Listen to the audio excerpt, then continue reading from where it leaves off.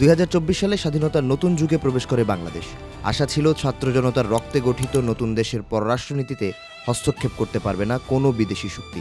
তবে ইতোমধ্যেই অন্তর্বর্তী সরকারের উপর মনস্তাত্ত্বিক চাপ প্রয়োগ শুরু করেছে ইউরোপীয়রা।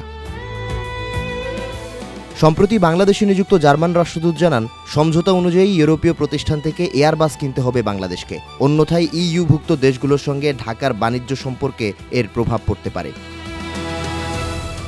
ডক্টর রুডিগার লোডসের মতে, এয়ারবাস কেনা বা না কেনার বিষয়টি অবশ্যই বাংলাদেশের স্বাধীন সিদ্ধান্ত, তবে প্রতিটি সিদ্ধান্তেরই সামগ্রিক পরিবেশ ও মনোভাবের উপর কিছু না কিছু প্রভাব পড়ে। এ সময় উঠে আসে অগ্রাধিকারমূলক শুল্ক সুবিধা জিএসপি প্রসঙ্গ।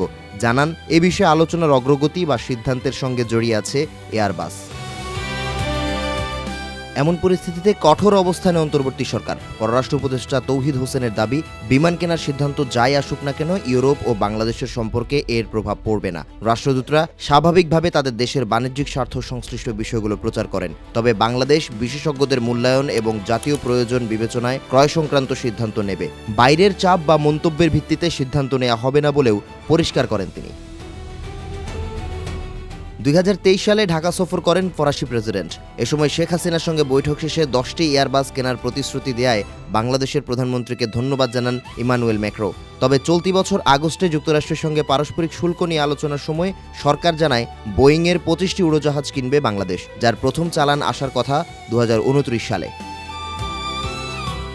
যাত্রীবাহী বিমান ছেড়ে আসা যাক ফাইটার জেট প্রসঙ্গে। চীন ও পাকিস্তানের পাশাপাশি ইউরোপ থেকে ইউরোফাইটার টাইফুন কিনতে আগ্রহ দেখিয়েছিল বাংলাদেশ বিমান বাহিনী। তবে বোয়িং এয়ারবাস দ্বন্দ্বে পশ্চিমারা যেভাবে চাপ দিচ্ছে, এমন পরিস্থিতিতে আলোচনা ভেস্তে যাবার উপক্রম হয়েছে। বিডি মিলিটারির প্রতিবেদন বলছে, টাইফুনের উচ্চমূল্য ও বিভিন্ন দেশের জটিল সাপ্লাই চেইন নিয়ে সমালোচনা হচ্ছিল। তবে জার্মান রাষ্ট্রদূতের বক্তব্যের পর পরিষ্কার, যুদ্ধবিমানটি বাংলাদেশের জন্য সম্পদের বদলে দুর্বলতায় পরিণত হতে যাচ্ছে। জেট বিমানের spare parts, weapon integration approval কিংবা লং টার্ম মেইনটেনেন্স রাইট নিয়ে জল ঘোলা করতে সময় নেবে না পশ্চিমারা।